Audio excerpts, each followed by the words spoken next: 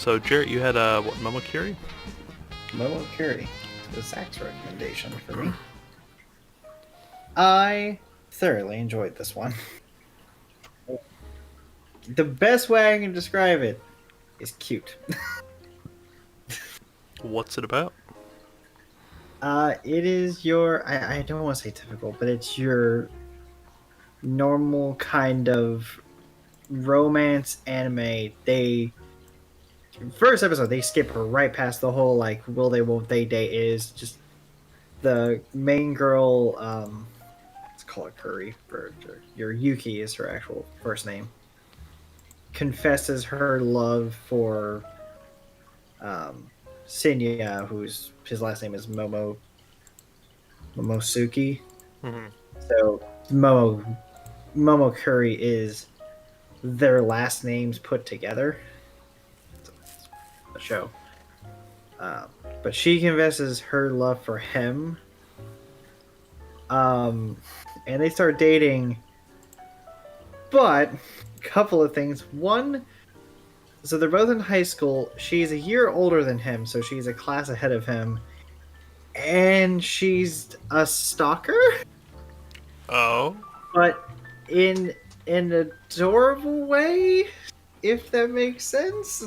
Yeah, they somehow like play Yuki's like absurd like stalkerness and like the fun in a funny way. Like if you saw it from like any other perspective, like in any other thing, you'd be like, man, that's messed up. But then like, but in this, you're like, yeah, that's something she'd do. Yeah. Like when you see her shrine to Momo in her room, and she just has straws that you throw away and stuff. They literally censor. They literally just have warning and censor bars over everything that when they show it. I love that. Yeah, so it's I do love in the first episode when they like she's confessed her love and they start walking home. Like he's taking her to the bus stop. And it's just them walking in silence and she's just like she's looking at her phone, she's like, oh my god, what do I talk about? I know everything there is to know about him. What do I talk about? It's like I already know everything about him. It's like what is there left to talk about? And she just looks over at him and she's been taking like pictures of him secretly like the whole time. Like her whole thing was she got to 100 pictures of him and then she was like at the 100th picture I'm going to confess my love to him. And she did. She's been doing this for a while. Mm-hmm. The time is a little vague on how long it's happened, but it was the whole thing started just because she saw him. It's his facial reactions that apparently got her to fall in love. Because it was just like he went to go catch a ball, he fell in some bushes, some leaves fell on him, which kind of made him look like a cat. His friends made fun of him. He shook it off, but his reaction was just adorable, and she like just immediately took a picture and was like, "Oh my god, I've fallen in love with this boy." Yeah, he's kind of like he's really short, but he's also like kind of like a tsundere. Ah, the elusive male tsundere. Yeah, like whenever his friends make fun of him, he gets like really kind of like bratty about it, but he's like very unthreatening because how small he is, and he's always drinking. He's always drinking. He's always milk. Yeah, he's always drinking strawberry milk because he wants to grow taller, but he doesn't like the taste of regular milk. Yeah. It's like, the episodes are always split into. There's 13 episodes, and they're split into halves. Because originally it was a 26 episode thing, but each of them were only like 13 minutes long. So for TV, they put 2 episodes together for each of them. And it's a slice of life, so it follows them and their relationship and their friends. Also in this, because there is Yuki's best friend, Norika. Then there's the 2 friends to the guy, and then there's two girls that are also his friend that are in his class, and then there's another girl who also is in love with him, and she is a tall a tallish tomboy girl who, it's funny, the first interaction she has with him, he is like, he's training to like be part of the tennis team because he likes basketball, but with his short size they won't let him on the team even though he's tried for like 3 years straight. Oof. And he's good, but like not good enough to compensate for his size. So he's just like talking to her. It's like, yeah, no, with how tall you are, it's like you should be really good at tennis. And she ends up getting stuck on the team because the women's team is so weak, and she's okay enough that she's basically forced onto the team. But she only joined because he had some interest in it, but he quit. I don't even think he went to the tryouts later for the tennis club. But with that, she fell in love with him because she also adores small, cute things. And she describes him as small and cute. Everyone calls him cute. Like, they're just like, yeah, it's like, no, you're not really like threatening her, that you're just cute. It's like, you're short and cute, and like it just works out.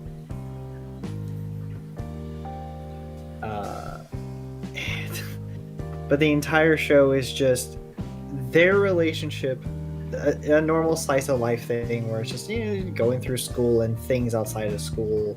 There's the festival episode, there's an amusement park episode, there's what are some of the other cliches? There's a bit of a Halloween episode. There's the usual small like dramas, like the girl will never get jealous, but he's constantly just like pouty or jealous over, sometimes over her not being jealous, or just like he thinks that she doesn't think that he's manly because she constantly calls him cute. But that's why she likes him, is because of his expressions and because he's cute. Oh, and the whole thing of her stalking him and taking photos, yeah, she keeps that up through the entire rest of the thing. Yeah, she doesn't stop, Daniel. She doesn't stop. Even in the opening, they kind of do it. Like, there's a scene in the opening where he's like drinking from the water fountain, and she's like taking pictures from one place. Then he like looks behind her, and she like disappears and starts taking pictures from a different place. I love his one friend that immediately could tell that he's like, she's weird. He's like, I'm pretty sure she takes pictures of him. Hands down, my favorite character has to be Yuki's best friend, because she's so very like deadpan about it, and she's like, she knows what like the weird shit that Yuki does, and then she's just like, she doesn't really, she like kind of tends to stop her when she's going overboard. She's the one to call Yuki out on being like creepy and weird.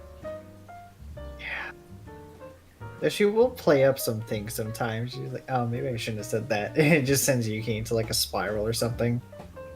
The episode where she finds Yuki's shrine is hilarious because she just calmly walks out of the room and then comes back with designated trash bags. She's like, we're going to sort everything and get rid of it.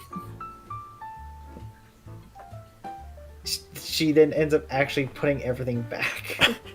The one girl, like, she's like, oh, I finally untied those bags. I put everything back in. She's like, she literally collects the straws from the drinks he drinks because it touched him. There's so much. Like, it's just... And he never really finds out until she tells him. So it's just a constant thing of, she's like, oh no, I don't want you to get me anything. She's like, I'll just accept this. And it's just like something he used.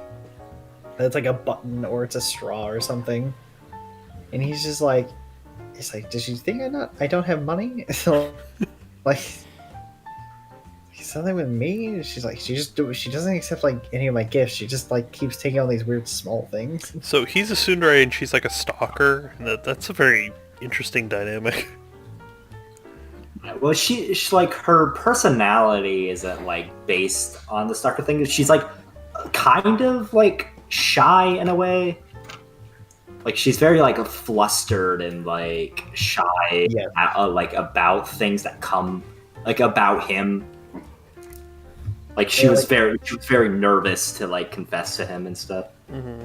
Like when they first started, he at one point, like it's like the second episode or something, he's like he sees her, he's like on the second story, he sees her walking outside. He yells her, it's like, oh hey, how are you doing? It's like, are you going to your next class? And she makes a noise and runs away. And he comments about it, and he's like, you know, every time I try to talk to her since then, she just makes a noise and then vanishes. And she's like, it just runs. Like, everyone's facial expressions in the show are fantastic, and they never really use the same one. Like, for him, like, all of his expressions are always subtly different. And it's drawn, it's like so cute and bright and vibrant that it's just very eye-catching. And all the characters interact well. Like one of his friends and then one of the other girls are actually cousins, which they don't tell you at first. So it looks like, oh, it's like, oh, they're a nice couple, and they're like, yeah, no, they're cousins, and they've just known each other, so that's just how they act. And one of the other people's like, well, asking the main character's other male friend is like, well, why don't you tease them about that since you tease Momo about all of his stuff? And he's like, but those two, they've been together so long that it's not really funny. They just say it's like, oh, he's meant for her. It's like they belong to each other. It's just like da da da, and it's like there's just no fun in it. So how many episodes did you say there were? It's 13 in total. Okay, so like 6-ish total with like the full runtime. No, full runtime. It's 13. I'm saying like full runtime being like 22 something minutes. Oh yeah. It's like 22 minutes. Okay, so this didn't take you very long to get through, I imagine. So that's. Hey, I have to say that I was just looking at pictures on Google Images, and I found a picture of the back cover of like the DVD or whatever, and it says, and the tagline on it says, "That's not a stalker looking over his shoulder. That's his girlfriend." Oh yeah, yeah. Just had to look at pictures because the colors are very good in this. It's kind of weird looking at Yuki herself though, because she has this like striking like red eyes. She does, yeah. It took me a while to actually notice them because like they don't focus on her eyes too much, or it's just kind of a darker like sunsetty scene. I'm like, okay, maybe that's just sunset. I'm like, oh nope, her eyes are just reddish. Yeah, like when I watched this anime originally, I literally just read the synopsis and like saw the girl, and like the girl has these big red eyes, and the synopsis is about her stalking him. I was like, oh, is this anime using like a cutesy art style to like subvert like some dark shit? But it's like, no, it's like actually really fucking tooth-rottingly cute. I love everyone's clothes in this show. Everyone's designs, like, because they change the clothes constantly aside from the uniform. Everyone's clothes are great. Also, I love the fact that they keep talking in the show that the one tomboyish girl, all of the girls love her, even more than like a lot of the guys. And they just keep talking like how no matter what she wears, she always looks adorable. Like whether they have her dress up for the festival as a boy, because one character's older brother wouldn't let them go to the festival without like someone basically, quote unquote, to protect them, because it's like, what if a bunch of ravenous boys come and try and like, or gaudy, I think it was gaudy boys, like harass you, and she's just like, well, why don't you come? He's like, I can't, I have to cram for school. So they dress her up in like a boy, like kind of like a delinquent, and she got tan over the summer, or no, she got tan from like being outside practicing. So the first time you see her in the episode, you're just like, wait, who's this guy? Oh, wait a minute. Even the main character finds her, and she's like, wait, who are you? Oh, wait a minute, it's you. It's like, yeah, man, you look nice in pretty much everything. Interesting. It's a very nice, fun, cute, like super cute anime. Yeah, the art style makes it seem very mellow. I don't know the correct word for that. Appealing. There you go. Yeah. And it does the good slice of life stuff. It does the funny relationship gags of I don't even like her like the two main characters getting flustered with each other is always funny because some of the misunderstandings that happen. Like at one point she's obsessed with wanting him like it's like a 2 or 3 episode thing of just her trying to get him to go swimming because she wants to see his bare skin. So like they can't go to the pool, so they go on a like summer vacation to like a place that has a creek and they wait for the water to warm up, but it never does. So they're both just sitting by the stream and he's like, "Oh man, you really want to go swimming, didn't you?" She's like, I got this like I got this whole thing and everything. She starts pulling up her dress and she's in a swimsuit. But for him he's just like, "Well, what are you doing?" She's like, "Oh my, I started probably doing that a bit too fast, didn't I?" Love that. Solid 8. Solid 8. I had a lot of fun watching it, so I enjoy the slice of life romance, and this one hit all the good notes. Yeah, this anime, like one of my favorite romance animes, just because the art style is good, characters are really funny. The art style is really good. And and I knew I could get Jarrett to like I feel like I knew Jarrett would probably like it. See, like soon whatever children, not sooner children. That would be a very different. I would watch that anime, but that would be a very different anime. So for the get to you thing, I was like, this seems like a good one for Jarrett. Okay, we need to either find or make a Dure girls anime where it's all the like tsundere, yandere, all those kind of Yurei tropes in one anime. Sounds like a nightmare. I love it. Probably would be. There's a lot of it, honestly. Yeah, what more did you think? I think a lot of them. I think some of them get weirdly specific. Yeah, but a very nice, pleasant, and just short, like just fun to watch. Like not like at no point did I feel like I was having to force myself to watch it. It was just a relaxing watch. Nice change of pace from for you too. I literally got through this in a day, and I had fun watching it. Yeah, I watched it today. So speaking of getting through something in a day, Zach, you watched all of Great Pretender in like one day. Yeah, I have one thing to say before you start, though. I am saddened because you said something earlier about a character. I'm like, I don't recognize that character. I then looked it up. Didn't watch. I could tell you had not. I don't think you watched the second half of Great Pretender. When I recommended this to you, my dumbass did not know that they had not put out all of the show. That they had only put out the first 3 cases, and that they had only put out the 4th case in November. It was November. The 25th of November. Though, yeah, so I think like that was right after outside of Japan. Yeah, but you watched it dubbed, so like, so yeah, that probably explains why you didn't see it because I think it all came out in Japan around the same time, but there was a gap in like outside Japan. Yeah, because like I just saw like through like because what I watch on Netflix, it's like Netflix has both. It has the sub and the dub. But like what I watched when I finished at the time, because I did finish this a while ago, all they had was the first 3 cases. And as soon as you said Dorothy, I'm like, that character doesn't sound right.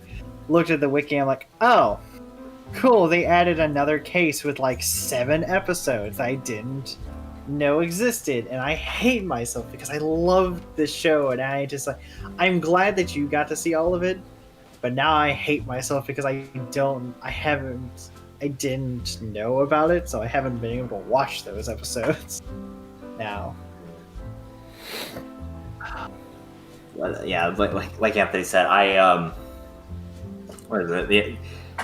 it took me forever to get through Ergo Proxy because I was just not having a good time. And then I finally finished Ergo Proxy, and then I started watching Great Pretender. And usually, if I have to watch like a lot of a thing, I tend to watch it like dubbed or whatever. But I watched this one subbed, and I binge watched all 23 episodes with only like a small break because I was talking to these guys in a Discord call for a couple hours. But I pretty much watched all 23 episodes in a row, and not once did I feel like I was forcing myself to watch it. Because I was just having that good of a time. Yeah. I've seen the first episode with you, Jarrett, because we watched it together when, like, I think it first aired or pretty close to it. Pretty close to my first. I think it came out like a day or two before, and I was like, "Hey, do you want to watch this? This looks really good." Yeah, I was like visiting your house, and I was like, "Oh, cool!" And then fucking Freddie Mercury started playing. I was like, "Oh shit, this is actually pretty awesome." So, the anime is set up pretty interesting too, because it's set up into like concrete arcs of like they call cases, and then like even after like each episode, like title is like it's like the case, whatever episode it is, like underscore what episode of the arc it is. Yeah. Or whatever. I'm always fascinated between the cases. There can be like literal years in between. So I think like something between like the second or third case, there's like a 3-year gap or something like that. Jesus, really? Like or it's after the first case, like the main character goes to jail for like 3 years. What the fuck? Like he goes to jail. Like he turns himself in, goes to jail, and then 3 years later he gets out, is in our program, and then gets caught back into this secretly with his old group, and he's like, "Oh man." Essentially, the plot's the main character is a confidence man, as they call it in Japan. Which I realize that now is like I'm pretty sure that might be what con is short for in con man, and that makes a lot of sense actually. Yeah. And I never really thought about that. I just thought con was its own word. But so this guy is like this pretty skilled con man, which he kind of went down this path because he was practically forced to, because his dad was a lawyer for like this company that was trafficking children. So like, and then he accidentally joined a company that was conning people and got arrested. So then he couldn't get a job again. So then he just became a con man, like full time. And then he kind of cons the wrong guy, and then like that guy is like a much better con man, and he kind of strings him along to be his assistant in like a con job where they're conning like a director who's also like a mafia boss in like a cocaine deal. The entire setup of how Loren gets Edamura is so lovingly convoluted, because it's like he went so far back to set up the people for Edamura to meet to get him into this con. You haven't even watched Act 4, it's even crazier. I want to watch Act 4 so bad, because what is that? That's like, I think I saw a small thing of it, and it's like, isn't that like, how many episodes is that even? Like 8 or something. It's like a good chunk of the series. Yeah, because like half of that is just Lawrence flashback. I love Loren, so I'm just like, But like, and I gave you the show thing like, hey, it's a really good show, and it's relatively short. It's only 13 episodes. I commend you for getting through, having the dedication to go through this entire show with having even more episodes than I got through. But like, I'm not surprised. I knew you would love it. Like, my biggest, when I recommended this to you, I had it down between 2, one, like, I knew you would love Great Pretenders. Part of me wanted to be a little selfish and just have someone else watch Code Geass, which I learned is now getting another show. Excited about that. Confused, but excited. But I knew you were going to love Great Pretenders. You and me both love good, like, spy confidence man kind of things. Like, I love Catch Me If You Can. I think that is a wonderful movie, which, Zach, if you have not watched it, I want to watch that with you. I haven't. Yeah, it's like a weird thing with like me in particular that I have like weird obsessions with things that I have very little actual exposure to, and I have like I have an exception with buddy cop films, which is a whole different thing. But also, I really like heist movies and stuff. And that's why I was interested in Great Pretender, because like it's a little bit heisty. Like they're not going on an actual heist because they're con men, they just trick people. But it kind of has that feel to it. And also the art's fucking amazing. Oh my god, it's beautiful. Like, this is some of the most just flat beautiful. Like the scenery, the colors, like everything's just amazing looking. It's drawn so well. Like, that was, I mean, Anthony, you were there. I think that was the first time I told you. I'm just like, we looked at one of the, it was something in the first episode. I just paused and I'm like, that looks amazing, and I want that as like a background. Like, just the colors and something was just amazing. Yeah, I think it might have been some part of the intro. It was really good looking. I love the intro. The intro is like just kind of like Cowboy Bebop, just big band jazz with no lyrics.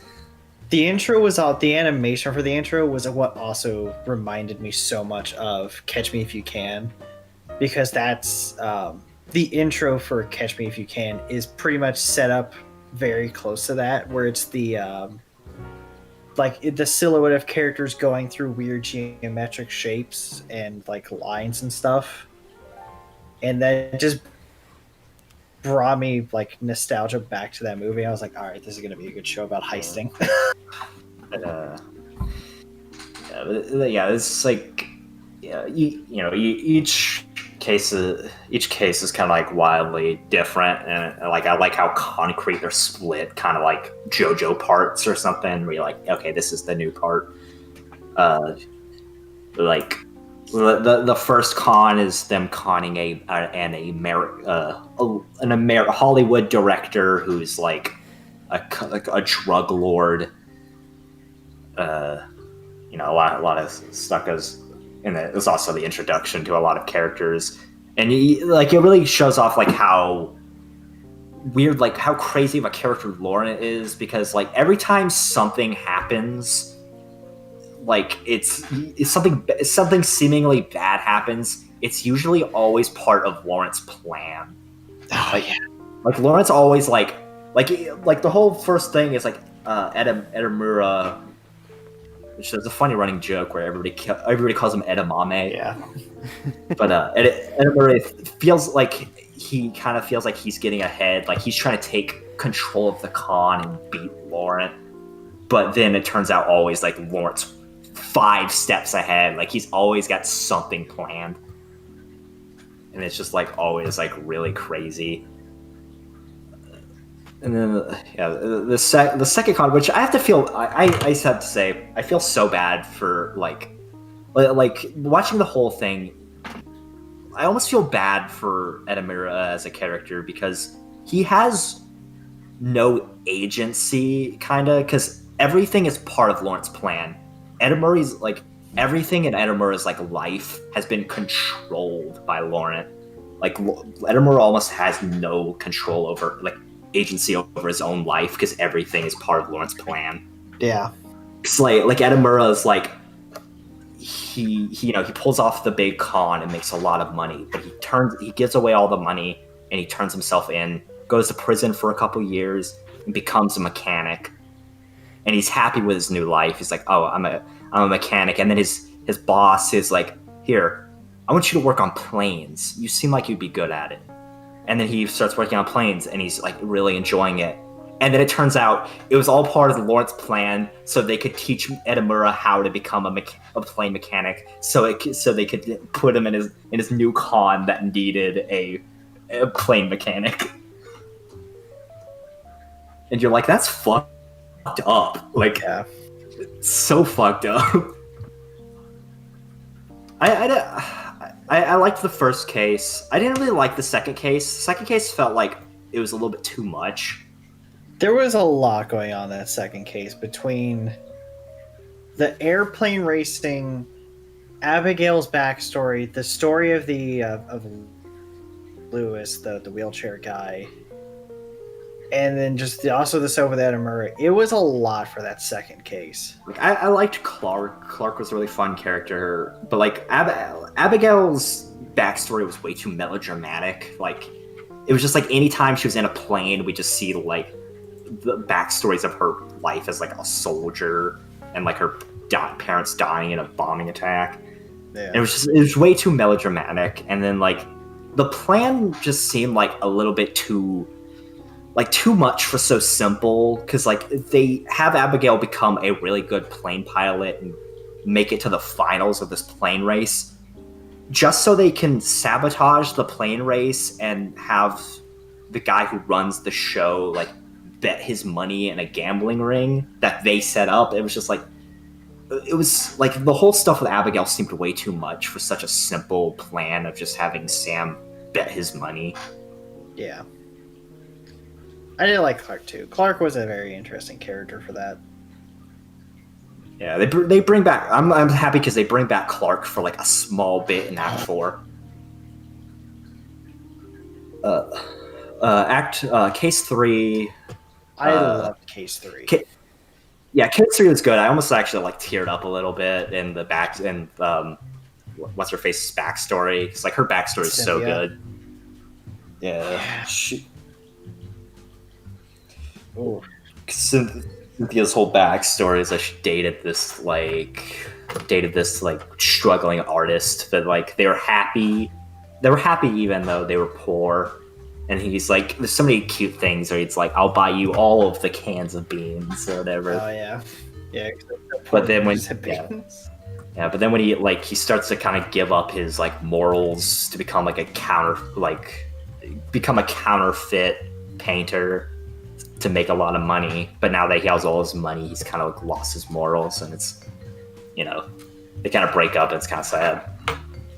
And but that case is really good. But my only gripe with that case was the whole fact that the whole case hinged on the one guy trying to buy the painting that he should have already owned. Yeah. Because he bought the painting at a painting store, but then the whole thing was him trying to win it in an auction. That he sold that painting in an auction, but he wanted that painting. But then Laurent bought it and then sold it to him for even more.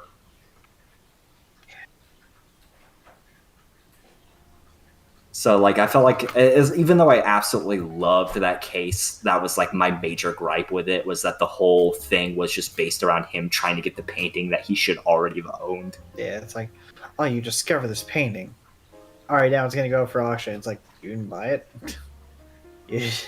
You found this and you didn't buy it while it was, like, dirt cheap and then appraise it? But, like, yeah, like, the whole interaction between Cynthia and Thomas just... It was so sad, but it was so good. For, like, it would take you out of, like, the moment of, like, oh, this is going to be a heist con job, and it just... Focusing on those two and their relationship was something so different from what we had. Like, it wasn't all pomp and circumstance and convoluted things. It was just a broken relationship that you were getting backstory on. Also, like, I just have to say, because of like that, like pretty much every time they do Cynthia's backstory, there's this like really sad flinch song that plays, And like it just makes me like realize like the soundtrack's really interesting because they just have some like weird songs in there. Like they just have like a hard rap song that plays every once in a while, and they have like the sad French song. Like they have very fitting music, but it's like it almost feels weird because like it doesn't feel like music I would hear in an anime. It feels like music I would hear in an American movie. Yeah. I think the rap was only through like the first case. Yeah, which I mean, it's fitting because it's set in like Los Yeah. Angeles. Which I love the name of the cases. It's the Los Angeles Connection, Singapore Sky. Was it Snow? Snow in London. I think. Yes, Snow of London, which is also the name of the painting. And then case 4 is Wizard of the Far East. Yeah.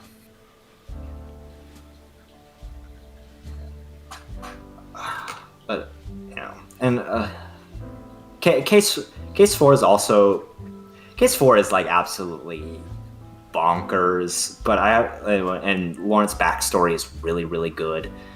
Like it felt like I was watching like a One Piece backstory where like even though they're taking like forever to get back to the main story, it's like it's so good that you wish it was like its own thing. Yeah.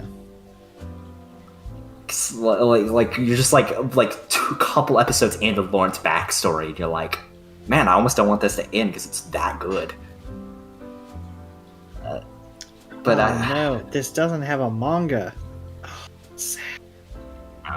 It's an original thing. I could tell by the art style and stuff. Yeah. I was It definitely has its. I was hoping, but because like I want more of this.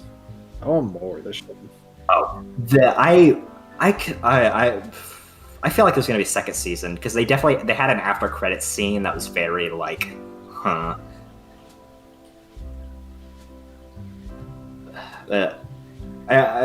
There's like I have to say about case 4. Case 4 actually kind of makes me kind of dislike Lauren as a character because of how much he's fucked over Edamura. Because it turns out that like because Edamura once again gives up conning, and he's like I'm gonna go get a regular job.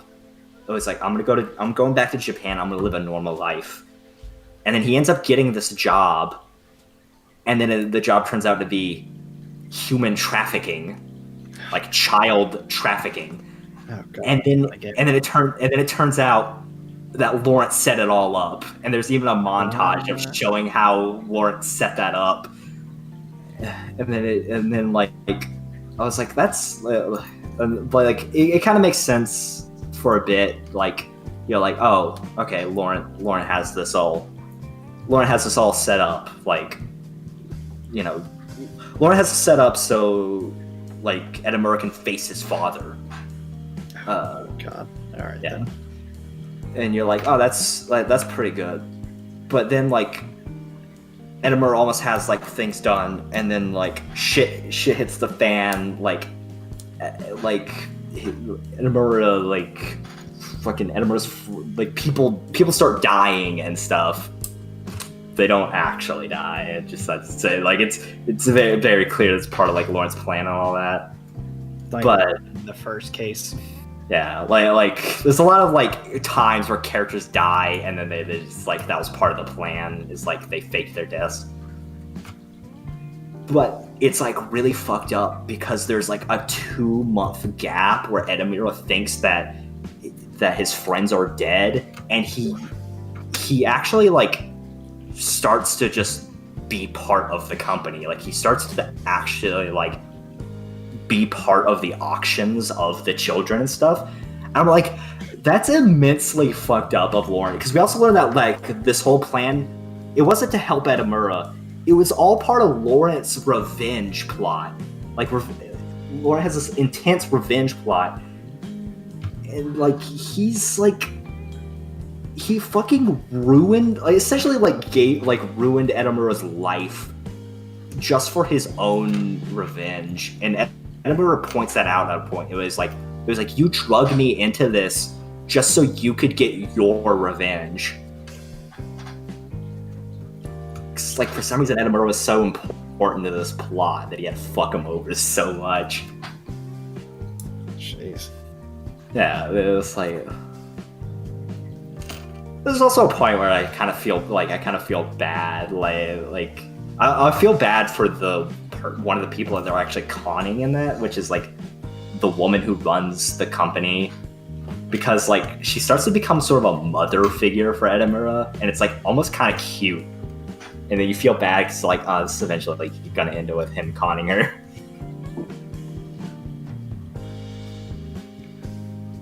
Jeez.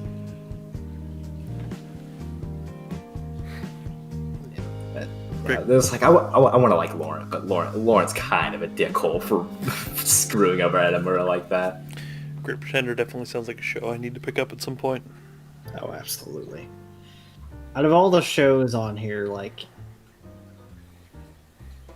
as much as I love the one that we're about to talk about, Great Pretenders, I can't not recommend to people. It's not for everyone, but it's really good for those who will like it. Mm-hmm. Actually, no, it is fantastic for those who will like it. And if you love really good, just like animation, just like beautiful scenery, this is definitely one heck of an anime to do it. Like, this thing is gorgeous all the way through. A great art style. It's great music. Yeah. Pretty good characters.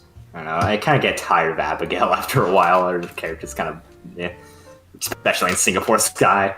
She gets a little bit better in Snow London, but Yeah. So once you get past Abigail's like just melodramatic Singapore Sky, like I don't know. That's just the only part of Great Pretender I didn't like was Singapore Sky. It's just all around I didn't really like it. I did enjoy the visuals for that one. Yeah, but Snow of London definitely made up for it. I mean, I like the concept. I like the concept of the whole air race thing. It kind of reminds me of like one of my favorite chapters in Sly 3.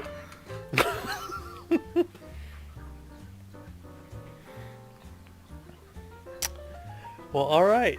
Should we transition over to Dorohedoro? Yes. Hold on. Yes. Sorry. Hold on just 1 second. You're hanging on by a thread. Gotta sit upright so my mic can pick me up. Gyoza. Yoza. Nekaido. Oh god, Dorohedoro is so weird. So fucking weird. I watched 2... So this is the anime that Jarrett recommended me, or gifted to me, I should say. And it's very... like... It's another anime where it's like, it's definitely missing the second half of the story. Like, Gotta Be the Twin Tails definitely missing its second half, but the story still ends in a fairly satisfying way. Dorohedoro kind of ends where it's like, yeah, we need a second season, goddammit. I believe they are certainly getting one. I hope so, because it's definitely worth it. So, we've talked about this before a while ago. I think it might have been our last seasonal special. Where there's 2 worlds, where there's like the Sorcerer's World and then the Whole. And the Whole has just like a bunch of humans in it, where they've all been experimented on by these wizards, or sorcerers, I'm sorry, who have magic, which is like this dust kind of stuff. Smoke. I think they call it smoke. Yeah. And it's just essentially this like smoke-esque substance that is in their blood and in their body, and it's like kind of like a vein almost that they can then shoot out of like their fingertips or their mouth, depending. And every sorcerer has their own personalized power, where it's like you have one girl who can heal almost any wound. You have one guy who can turn people into mushrooms. You have one guy who can like cut people up, but they're still alive. Like they'll be like segmented into like slices, but they're still like totally alive and fine. That's just Trafalgar's Law's power in One Piece. Yeah, Yeah, it's just Law's power, essentially. And it's pretty much just about these two friends called Kaiman and Nakaido. Nikaido. Sorry. Nikaido! Yeah, Kaiman kind of screams all the time. Yes. Kaiman has a lizard head, and he also has a man living inside of his mouth. And Kaiman is immune to magic, which is very strange. Like, typically people are like, you're affected no matter what. Even if you have somebody else's spell over you, you're still affected. But Kaiman has, like, no effect when people use magic on him, so it's very peculiar. And Nikaido owns, like, a restaurant where she makes, like, gyoza and a bunch of other good food and stuff. Kaiman's, like, regular there, and he kind of scares off the other customers, so he's kind of, like, the only one that really comes there often. Well, he's a giant lizard man with knives. Yeah. Who also wears a gas mask a lot of the time. Everyone wears a mask, and everyone always has a partner. And it's every source. Well, I mean, yeah, every source. Kind of every person too, because if you look at it, like, Kaiman has Nikaido, the Doctor has Kasube. I mean, I think the mask. I was like, every sorcerer has a mask. I mean, technically everyone has a mask, but, like, every sorcerer always wears a mask most of the time, and then, like, the main characters kind of wear their masks every now and then. I guess the Doctors don't really have masks, and they're the only really other humans that we know of. Aside from, like, some minor characters. Johnson. Yeah, I love Johnson. So it's like you have that side where it's like the people in the hole are like Nikaido, Kaiman, the two Doctors. And then you have the people who are sorcerers who their story is also presented as if they're not the bad guys because they show their human side, them joking around, having dinner, having fun. It's very interesting. People. Yeah, like Noe and Shin's like introduction is literally Noe shoving people's heads into walls and just killing them instantly. And Shin beating people's heads in with a hammer. Yeah, the back of a hammer. And you're like, Jesus Christ. And they're like, yeah, be sure you get the right trash bag so that we don't spill shit everywhere. And then she got the wrong trash bag, so she spilled shit everywhere. And so, like, it's really interesting. The character designs are very unique. Like, Nikaido is very dirty looking all the time. She doesn't ever wear makeup. She's not very conventionally pretty. I think would be a good way of saying it for a female lead. Kaiman is a very off character for the rest of the show. He's a lizard man when everyone else is just a human. Noe is a fucking Amazon woman. Like, she's fucking massive for any standard of person. And I think Shin is like the most normal of people. But like his arms are like stitched together like slices of limbs, essentially. We learn why. Yeah. But N has that not ridiculous, but N has weird hair. N has weird hair, and he's always wearing his mask, which looks like his face, like his lower jaw has been like de-skinned. Yeah. Which is like his he says they call it a family, but it's like basically his organization. He's essentially a mobster. Yeah, but they actually do show his face, or the bottom part of his face, or at least part of it, in which he does. I think he has a goatee. He does. Yeah. And apparently he wears his mask because rarely he can get like fits of moments where he can't control the amount of smoke that he outputs, and his smoke can create mushrooms and turn people into mushrooms and turn things into mushrooms, so it can be very dangerous. Like, there was an incident a while ago where he turned an entire city and everything in it into mushrooms. And it's just called incident. Yeah, and it's like legendary against the other sorcerers because they're like, no one should be able to produce that much smoke. Like, no one. So Kaiman being a lizard is kind of a big plot point. He doesn't know why he's a lizard, and he doesn't know why there's a person in his mouth. He doesn't know if he's the person. He doesn't know if that person has answers to, like, whatever. So he does this thing where he bites the head of every sorcerer he sees. The person in his mouth will look at them and be like, you're the one, or you're not the one, most of the time saying you're not the one. And then he'll, like, pull them back out and be like, hey, what the guy in my head say? They'll usually respond, you're not the one, and then he just kills them, and that's the end of it. Also, wonderfully gory show. Very gory. Gore, but it is very heavy on it. Like, literally the first scene, I think, is Nikaido snapping Fujita's finger and then Kaiman slicing the other dude to bits. You said nobody seems like a villain in this, and I have to agree. It's like N is the only person that kind of seems like a villain, and even then he has very human-like moments where he's like playing with his new dog, quote unquote. I don't know what the fuck that thing is called. It's a cat kind of thing. Yeah. It's a sorcerer, but it's also an animal. It's his can't pet. tell what it is. Yeah. And it's like, N is he's still playful and very human, and is like, he cares about his subordinates and his family, and he's still a very generous person, but he has his motivations and he will capitalize upon them. Where his motivations is he wants to find the sorcerer who can control time. And everyone is like, that's crazy, that doesn't exist, that is way too powerful for anybody to have. And so, some stuff happens. The Noe and Shin end up running into Kaiman and Nikaido, and they kind of fight it out. They are sent there because Kaiman is actually becoming a problem in the hole. That's right, Kaiman's like killing too many sorcerers.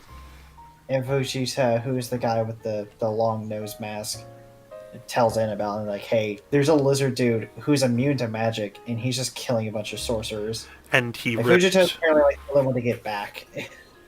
And he ripped like Ebisu's face off, which like Noe could heal, but it was still weird. Yeah, Fujita ends up having to go looking for people who could know what Kaiman is, so he starts with Ebisu. Yeah. Fujita's really weird because like N, Noe, and Shin are very high members of this like mafia family.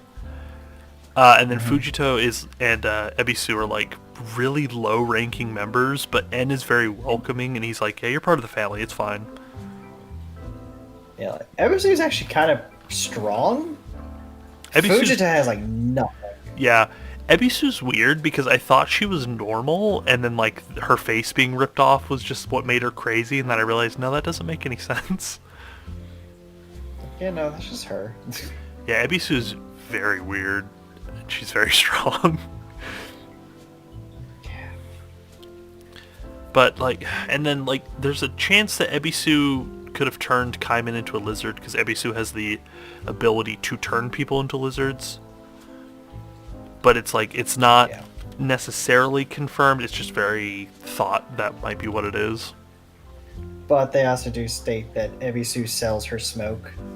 Yes. You can pour your smoke into bottles and sell it depending on what your magic is. It could fetch a high price. Mm-hmm. So the world's very interesting and like it's very complicated. Like there's always something being explained that wasn't there before, but like they throw you into the deep of it and then they slowly explain to you what things are, and I like that a lot. It's a very, very nice storytelling element. They do that, but then they also take the time to go through the backstories in a non like super jarring way of the characters' backstories. Yeah. It's like the episodes are Shin and Noe's backstory, I think, are really good. Yeah, Shin and Noe's backstory are very interesting. Like, apparently Noe was like trained. So there are demons in this world, and demons are very mysterious, but it's kind of apparent that you can become a demon if you're dedicated enough.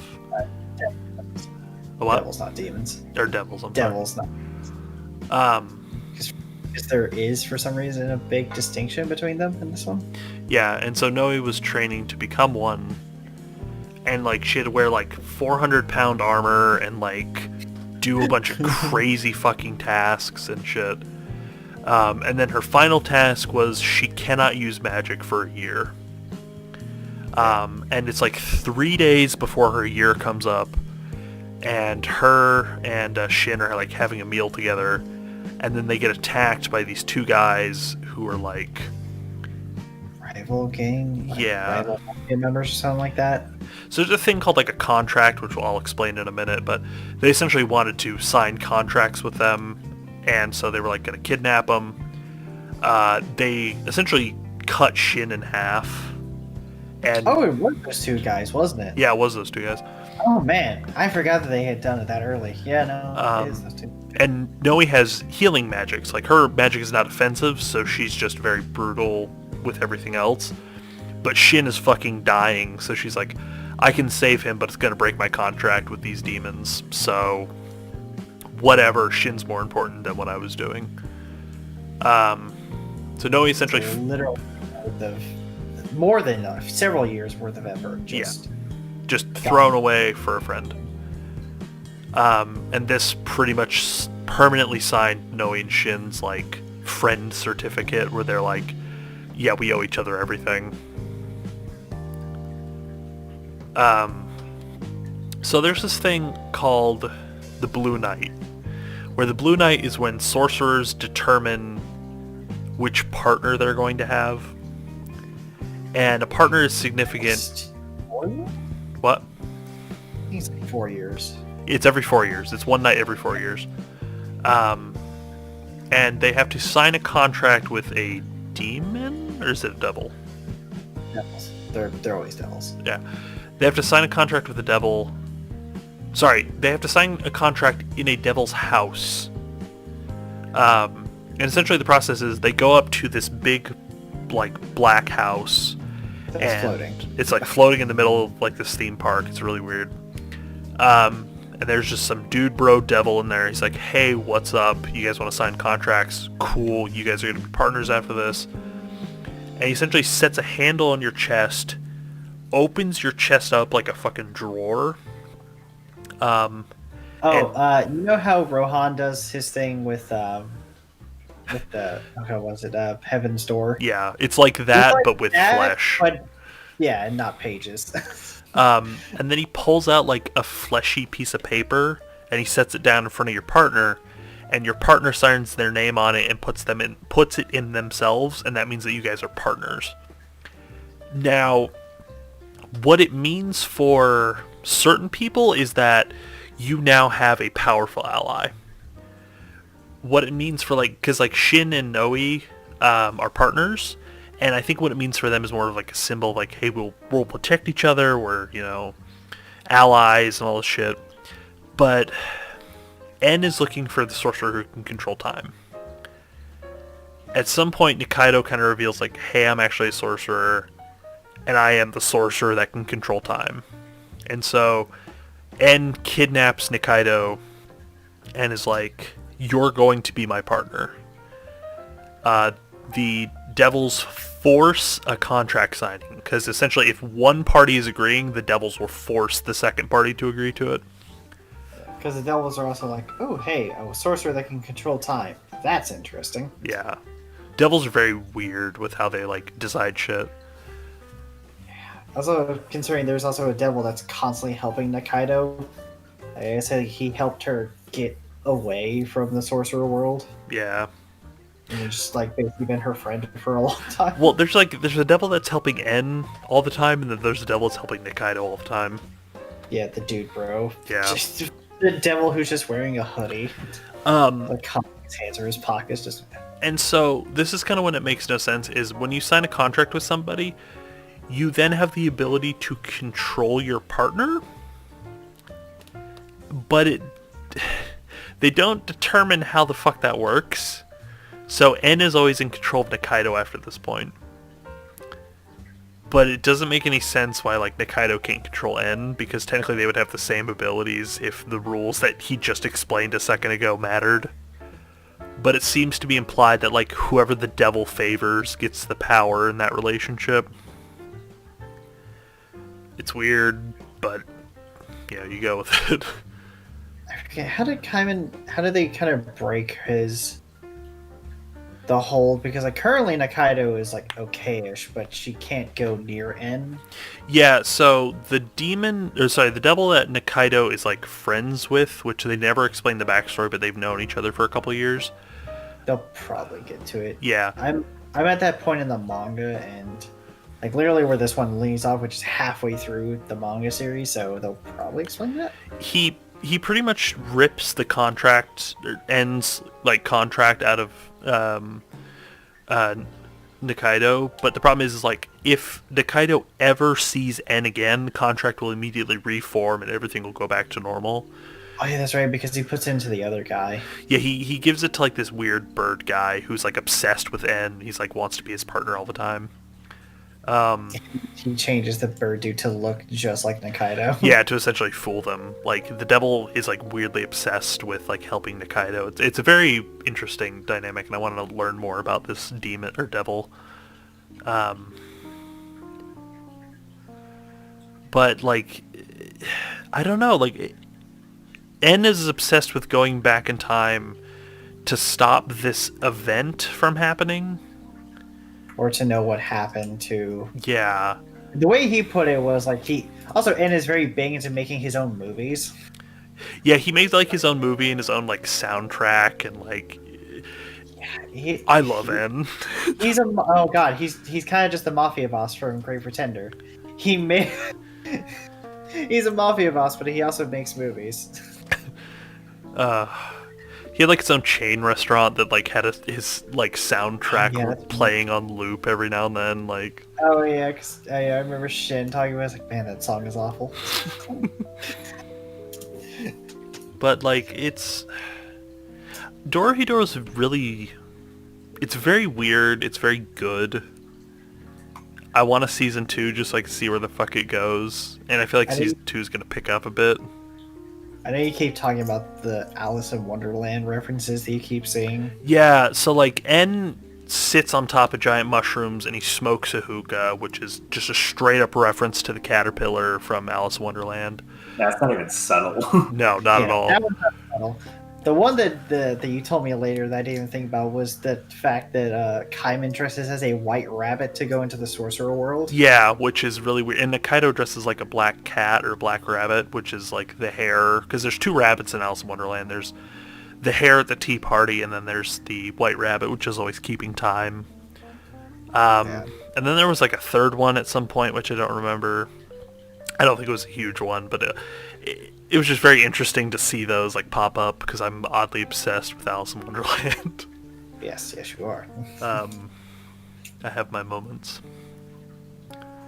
But like Dorohedoro bounces around a lot too, which is the only thing I don't like about it. Is we have some episodes that are very slice of lifey, where it's just one thing to like. We literally go from a fairly intense action episode to playing baseball. Yeah, they play baseball for a bit with a Bugman and a Frankenstein. Good old Johnson, who is the undead partner, reanimated partner to Fujita. Yeah. For the first episode. And then we have like so we have that episode, and then we have the zombie episode. I love that episode. Also, that's the episode where Shin and Noe come in, so it's like... Yeah, it's a great episode, but it's still fucking weird, because it's just like, oh yeah, magic leaks over from how many times, like, for how much sorcerers use it in the whole, and it will occasionally have effects, like the rain is really bad, or something like that. The rain is really bad for a sorcerer, because it's filled with so much sorcerer smoke that it's toxic. Yeah. So if you're a sorcerer and you're in the hole when it rains, you basically just get sick until it stops raining. But I think they also said that on Halloween, the sorcerer world and the hole's like connection is the closest. So like the undead rise up. Yeah, like it was a mix of that and just the inherent smoke in the hole. They kind of mixed together, and that's why the undead. Because they said that it didn't used to do that. Because even Shin was like, I don't remember this. And Shin's only been out of the hole for like 10 years, I think. Like, I love the concept of smoke as a magic use because it's a very, like, everyone has one ability they can use, and they can use it creatively in different ways, but they also have similar abilities that they can use. Like, everyone can create a door. Yes. You know, there are certain inherent powers that everyone has. And, like, your smoke has inherent magical abilities, like certain machines run off smoke, regardless of what they are. Like brooms. Yeah, brooms or, like, How they can get around. the mech or whatever the fuck. A mech. Yeah, Kaiman's, they're not Kaiman's, Risu's, like, weird body that he had for a bit. Oh, that thing, yeah. I still love Turkey's powers.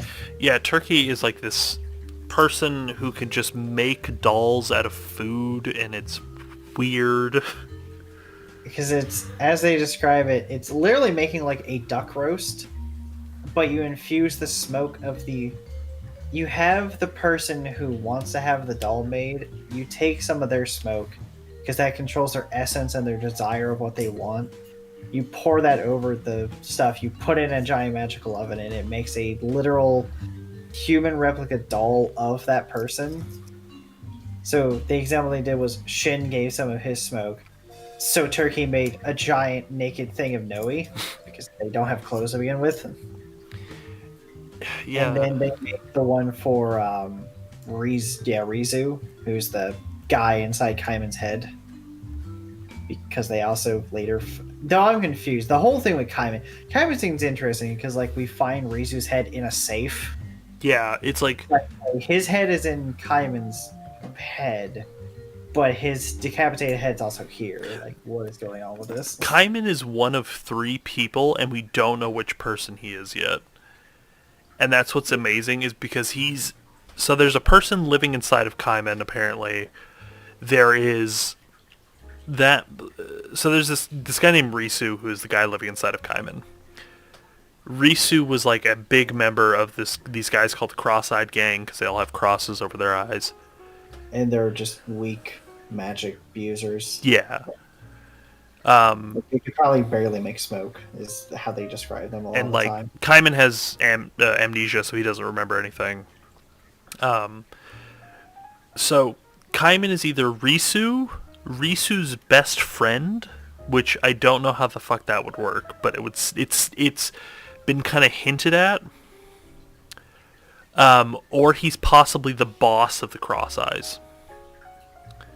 Because only a few people know who that is, and they don't know where he is. Yeah. And it's like Kaiman also has crosses on his eyes, so it's like... Kaiman is a fucking enigma. And it's like, so if he is Risu, why does he have another Risu in his body, on top of why does he have Risu's head in a safe? It's, you know, so that's weird. If he is Risu's best friend, Risu's best friend didn't have crosses over his eyes. Like, he wasn't affiliated with the Cross Eyes gang, so it doesn't make sense as to why he would have them now. And if he's the boss, it is confusing as to why he is Risu, or why he has Risu in his mouth. So it's like all 3 of these have both problems and potential answers. Mm-hmm. And so it's a very interesting conundrum that I would love to see, like, finally capitalized upon. The show definitely got me interested, and then animation-wise, it's one of the very few shows I've seen that actually pulls off 3D animation well. Yeah, they definitely... I've seen some garbage 3D animation, a la Jet Ski Girls, but...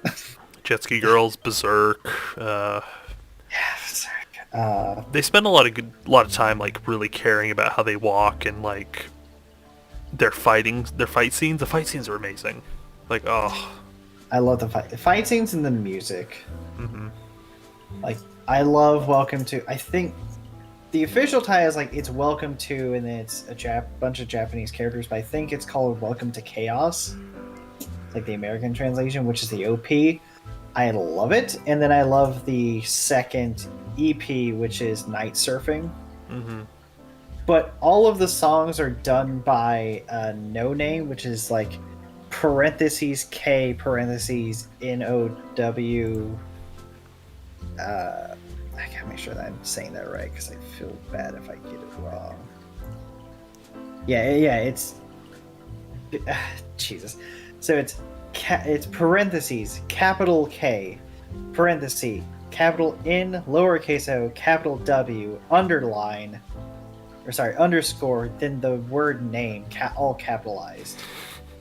So it's No Name is the band, and they do all of the music for the show. Like, they are the opening, and they are all 6 of the ending song. Yeah. There's 6 of them. I watched a different anime where the anime had like a bunch of openings and endings all done by that band. I find it really funny that when they're in an anime, they just do everything for that anime. They're like, yeah, can you get us to do an opening? We'll do 3 openings and 3 EDs. Yeah. Oh, okay. Yeah, it's just because they have Welcome to Chaos, which is the opening, Who Am I, which is the first one, then Night Surfing, DDDD, Strange Meat Pie, Seconds Fly, but the last S in seconds is lowercase, and then 404, and then there's actually, I think they don't have it listed, but I think they do the ending song for the 13th episode, which is an OVA. Which is all the, at least from the manga, it's all of the manga shorts put together into one episode. Is that what it is? Because I actually really like the OVA. Oh yeah, no, I love the, yeah, that's what it is because I'm reading the manga, and that's what they've been so far, is they've had all of those, but they're like end of chapter kind of things. They're just like little side stories that they put at the end. And Like, that was the compilation, was that one episode. They add so much, like, weird context to this world, where it's like, the more they explain it, the more peculiar it is. Like, they show how people get their masks, and they show how, like, Nikaido got her restaurant, and it's like, they raise so many more questions than answers. Yeah. Also, that person you thought was Matt Mercer, not Matt Mercer. Excuse me? Yeah, it is not Matt Mercer. Also, Johnny Young Bosch plays 13, who is the other guy who likes Nikaido. Alright, I'm not crazy. I'm like, he sounds so familiar, but I couldn't pick out who the fuck it was. Also, Torbjorn, in the dub at least, Torbjorn plays N. Does he really? Yes, that's the same voice actor for Torbjorn. That guy actually does a lot, because his name is Keith Silverstein. He does a lot of voices, but I know him most from Torbjorn. Interesting. I can kind of hear it, like, a little bit. Also, I have to say that, is it Rao Creed from Mega Proxy is Patrick Sates. Huh. Oh, do either of you recognize the name Ben Diskin? Ben Diskin. That name sounds familiar. Sounds familiar. Yeah, he plays the Gyoza Fairy, Anthony. Oh yeah, the fucking Gyoza Fairy is so weird. I love the yeah, the Invisible Gyoza Fairy is like one of my favorite things from that OVA episode.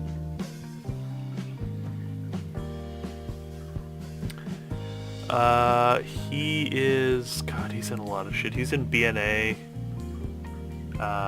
Crisis on Infinite Earths. That's like oh wait, are you looking for Silverstein or are you looking for Ben Diskin? Ben Diskin. Is he the chicken from BNA? Shiryu Ogami? Oh, no, he's the wolf dude. I think Ogami is the wolf dude, the main wolf dude. He's in Baruto. He's young. I'm not even gonna try to pronounce that from fucking Kingdom Hearts 3. That's not even worth it. Oh no. Xehanort. Xanort. There you go. Oh, Xanort. Young Xanort. This guy's done a lot. Oh, Johnny Young Bosch also plays someone else in this. Who did he play? Oh, Minato. Oh, he plays the old dude who gets put in the box. Oh wait, no. Sorry, he's the young dude who gets cut up and put into the box. There are some things in Dorohedoro that I want them to explain, like at some point Noe gets put into a box that nullifies her powers, but there doesn't seem to be anything special with the box. So, like, I'm wondering how the fuck that works. They still haven't necessarily explained, like, what hell is, per se. Because they show that hell is a real place, but they don't ever show that heaven is a place, or, like, the equivalent to it. I mean, they literally send their feces into hell, so... I mean, yeah, they had, like, literally trash cans lead to hell, like toilets. They have toilets. Yeah, I was gonna say, they have toilets lead straight to hell. And there's a lot of, like, unanswered questions in this world, and I really want a season 2 to answer these questions. Yeah. It's a wonderfully dark, but also comedic anime. Like, I haven't come across an anime that hits so many weird notes, but it works. The fact that it, like, watching this entire thing, I haven't felt like there's been a villain, like a villain. Like, N's the closest we get, and even then, like you said, his motivations are not extremely malicious. It's just, unfortunately, Nakaido was part of a plan. His motivations are selfish, but not necessarily evil. Yes.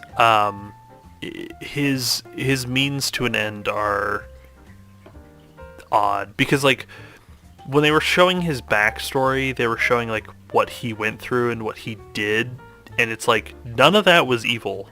Like, that was all very justifiable, and that could have been a hero's story. Yeah. But N is kind of portrayed as the villain, and so it's really, you're, like, kind of struggling on, like, who to truly root for here. Even Shin and Noe, like, they're both murderers, and Shin's is understandable why he becomes a murdering monster. Mm-hmm. His family, his dad was tortured horribly. Yeah. And he mutilated his body to find his smoke vein, and then proceeded to ruin every person that was a part of that anti-sorcerer brigade or whatever it was. And I mean, like, so much so that they don't make anymore. that organization doesn't exist. And I mean, like, Fujita, his whole backstory is understandable because it literally happens in front of us. His best friend dies in front of him. Yeah. So, like, him being mad at Nakaido and Kaiman is very understandable. Yeah.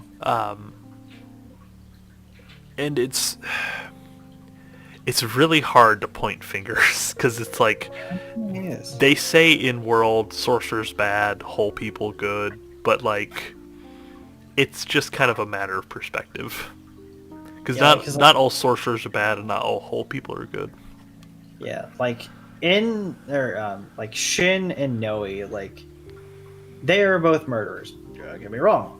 Absolutely. Mm-hmm.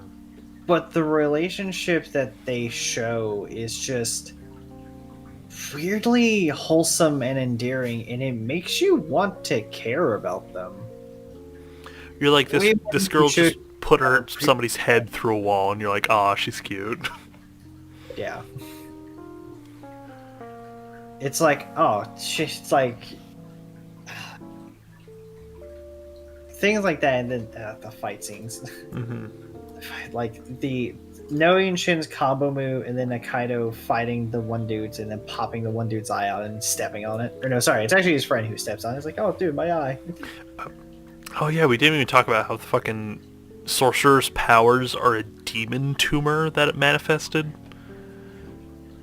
Or it's like, it's a tiny demon-shaped tumor that's in their brain. That's in behind their eyeball. Like, it's a literal little tiny demon. Like, they literally scoop, like when one of the sorcerers dies, like, someone goes in, like, with a spoon and just, like, kind of scoops the little demon out, and he's just sleeping. You're like, oh. I guess this is kind of weird. Like, a little tiny devil, just... I mean, like, he wakes him up, and he just puts him back, and he's like, gotta go back. Overall, I would definitely say that Dorohedoro is definitely worth watching. Very gory. It's not for everybody by any means. Oddly obsessed with food and, like, magic and storytelling, which I love. Probably like an 8 out of 10 for me. I loved it. I gave it an 8 or a 9. I'm hopeful that the second season continues more in a straight line than the first season did, because the first season kind of like went around and just hung out for a bit, and then kind of found its grounding. So I feel like season 1 was definitely a lot of setup. yeah, and Setup. and it's not bad because it did make me fall in love with most of these characters. Yeah. Like even like Fujita, like I don't really care about Fujita, but I still like him. Yeah. You're nothing pawn, but here, join me in judging this pie eating contest. Oh god, the pie eating contest.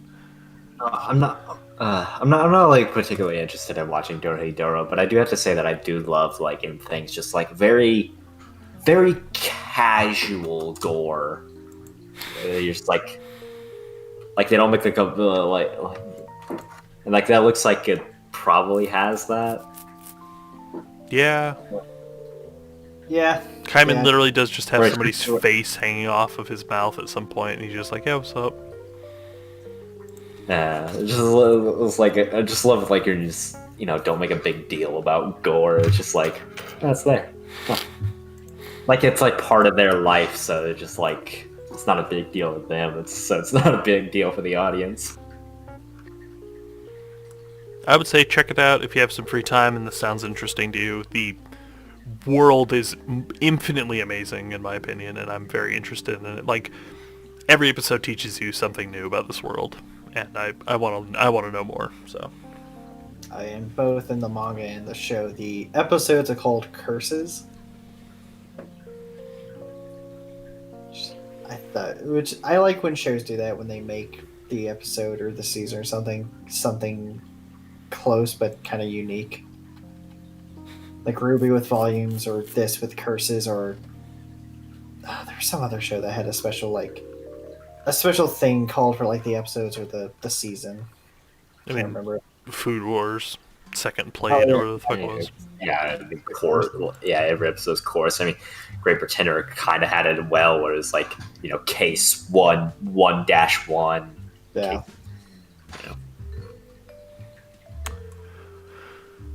But yeah, it's a good way to end up the year, I think. A nice, pretty lengthy podcast. Oh, yeah. Starting at next year strong with a best of 2020, despite this being a shit year. Indeed. The last couple months haven't been as bad. It's gotten better, I guess, but... Overall, F. Yeah. Oh, yeah. Oh, yeah. And the last year for me was also an F, so... Regardless, 2021 is going to be our year. We hit our 2-year anniversary, which is going to be a very special ordeal. Got a lot of really good videos coming down the pipeline soon. Zach has finally moved in with me, which is fantastic. That's why his audio might sound a bit different, is because he now has a bigger room. We haven't installed the soundproofing. More Space Jam. I say we, but I have not moved up there, so... Not yet. But yeah, we got a lot of good content coming 2021. Possibly some collaborations. I don't know what the fuck's going on with that yet, but we're gonna see. But yeah, Happy New Year's to everyone, and thank you for joining us. You can Happy find holidays, guys. Happy Holidays. I am glad that you guys enjoyed your gifts. Yes, these are very good gifts. I'm sorry that my gifts were very kind of to you, but somebody needs to experience these, for fuck's sake. Yeah, I like how Anthony's ones are like I picked ones that I thought both of you would like. Jarrett did the same, and then Anthony's like, I was like, I don't care if they're gonna like it or not. They gotta suffer with me.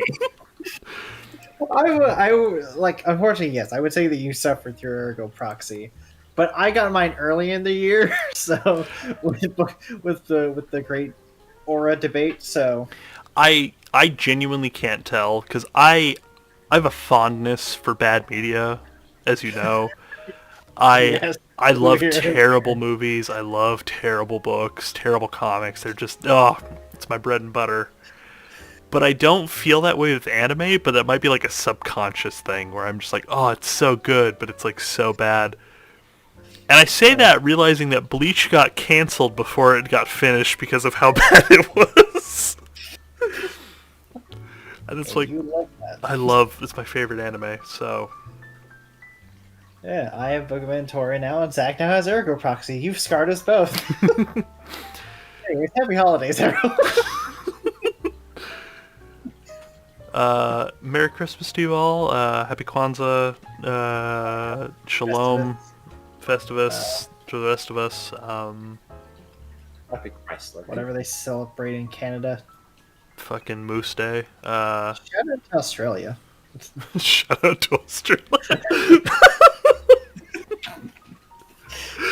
Oh, alright. Shout out to our boys down under. Thank you for joining us.